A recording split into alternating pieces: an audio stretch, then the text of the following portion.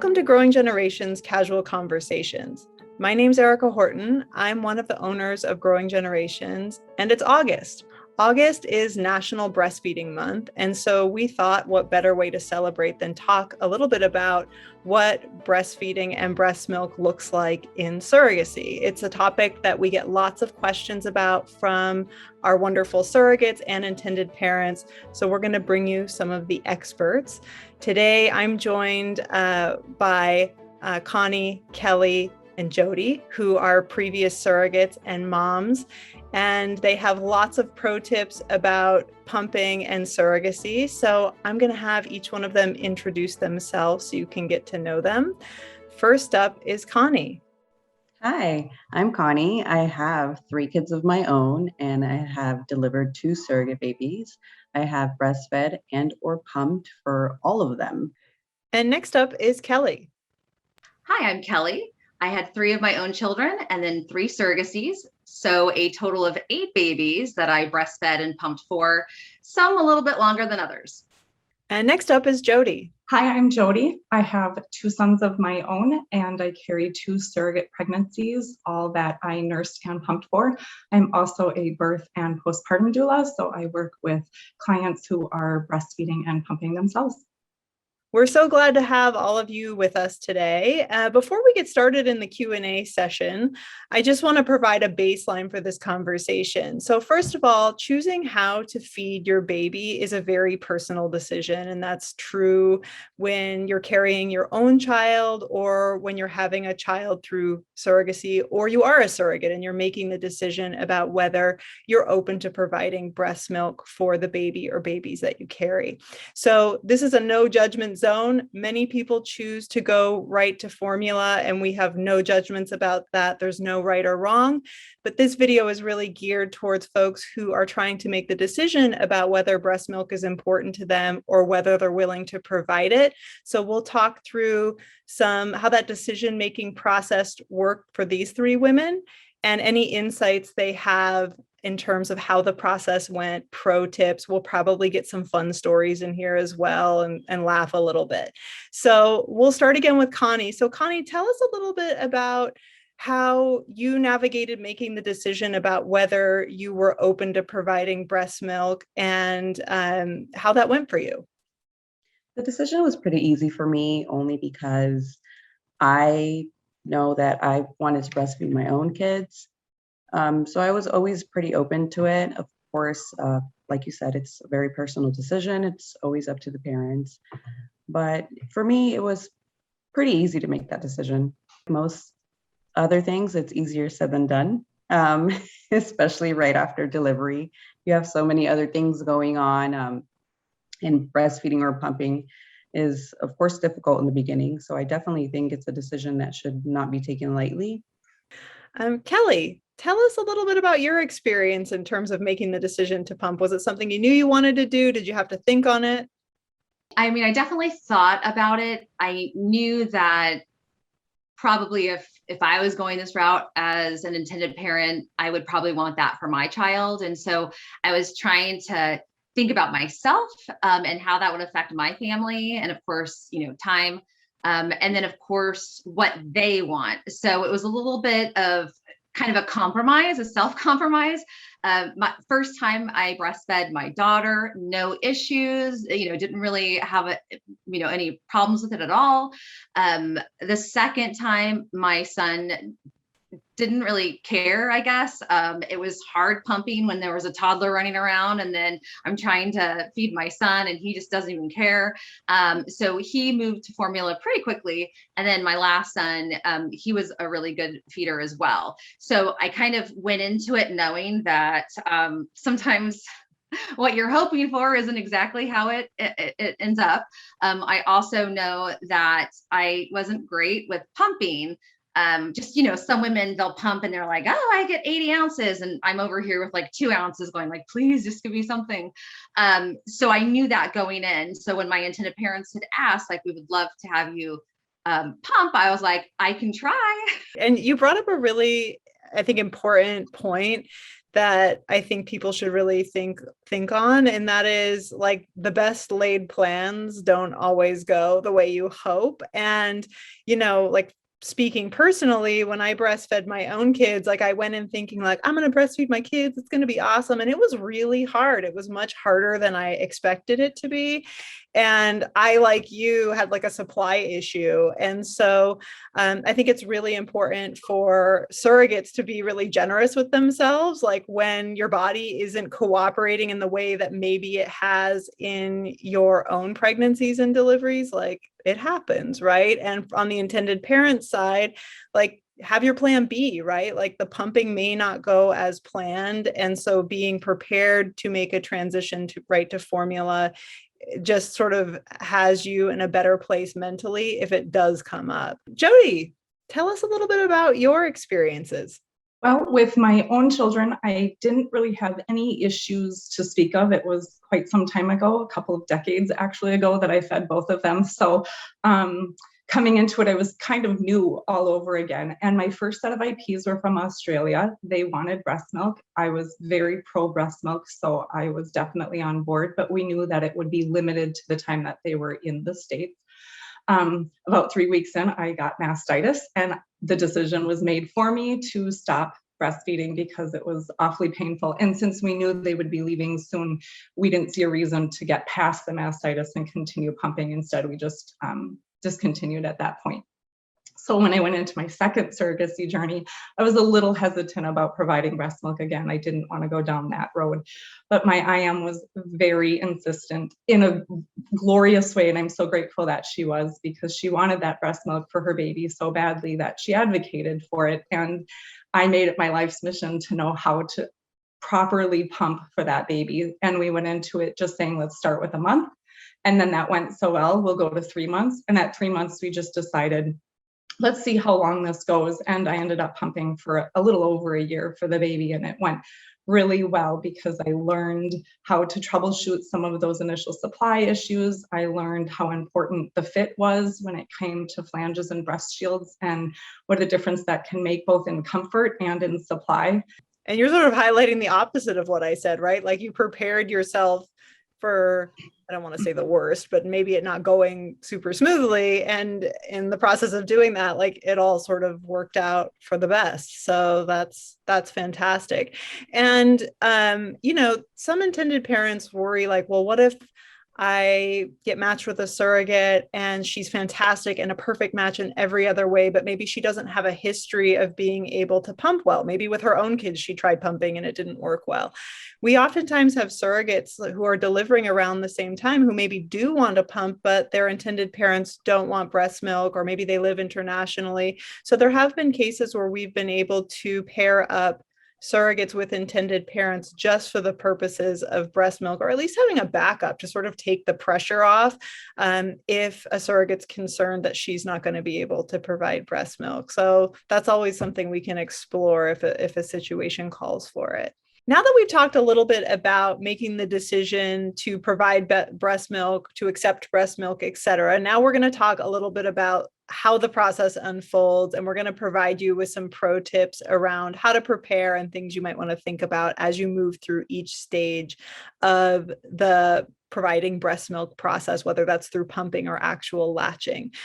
So Kelly, I'm going to start with you. Kelly, can you tell us a little bit about how you prepared pre-birth for the idea of providing breast milk? Were there any supplies you got your hands on? Was there research you did? Tell us a little bit about it. I used something with my own kids that was like a breast shield. So I made sure that, I ordered, a small one and an extra small one because I wasn't sure when I was going to give birth and how big the babies were going to be. So I made sure I had a few of those. So that way, if parents wanted me to actually feed them by latching, I wouldn't have an issue with that. I also, of course, bought a few like nursing bras. I looked into renting a pump through the hospital. So that way I had like a really good pump, because I think one of my problems when I was younger and breastfeeding my own kids and pumping was that I was just kind of I don't know if it was trying to save money, but I got like the worst pump ever. This time around, I didn't realize, oh my gosh, you can rent these things. You don't have to buy like the $500 pump. You could actually rent the one from the hospital. So I made sure that I had all that set up, so that way I could continue to pump at home for my last journey. All great tips. Jody, how about you? After my first pumping experience and how that ended, I went into the second pumping experience with surrogacy a lot different, and I did a lot of research going in.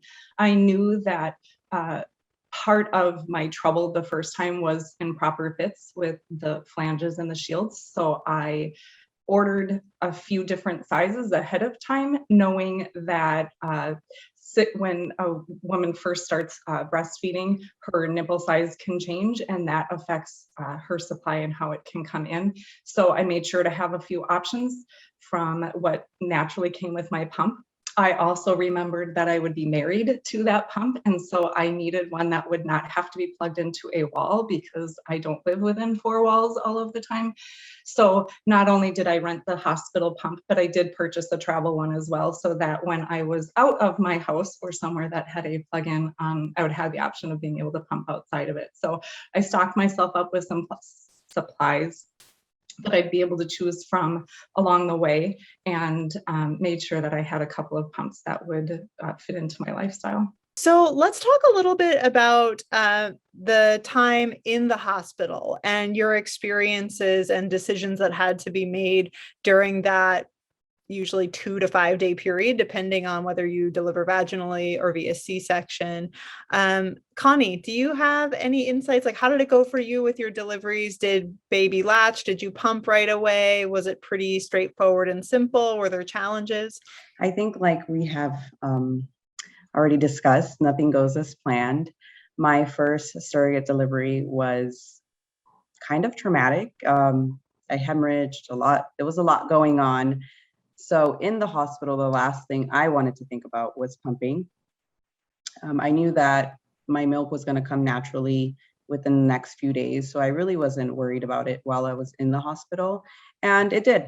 I got home and it started flowing nicely, and that was great. My second surrogate delivery went smoothly. So I said, let me give this a shot in the hospital. And I did. I tried it. I believe the next day. I wasn't stressed out about it. I wanted to get my rest and make sure I was rested and ate something. So the next day I tried, and I got, I don't know exactly how much. It's not very much what you get at the hospital, but it went well. Kelly, talk to us a little bit about your experiences in the hospital. My first 2 deliveries, surrogate deliveries, were both twins. And because of the way that the positioning was, we all opted for a C-section. So knowing that the first time around, I didn't know any other surrogates. So I went in like, I had no idea what I was doing. And I was just like, okay, well, we'll just see, it'll be as easy as it is, feeding my own kids, which for me wasn't all that easy. But I said, I'd try. And so, of course, just, right away, being able to have them latch really did help. It's one of the things that the lactation consultant talked about, which is if the intended parents and I felt comfortable having the baby or babies latch, that might help bring about my milk a little bit more than if they weren't latching. And I was totally fine with it. The intended parents were totally fine with it.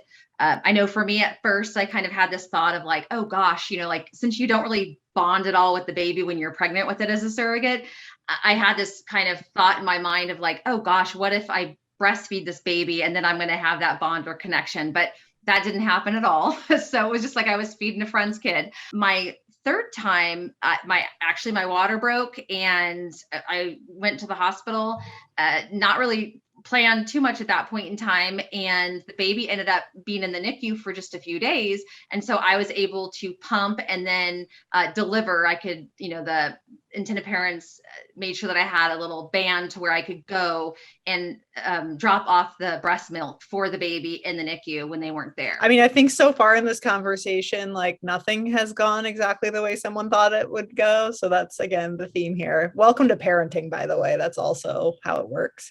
And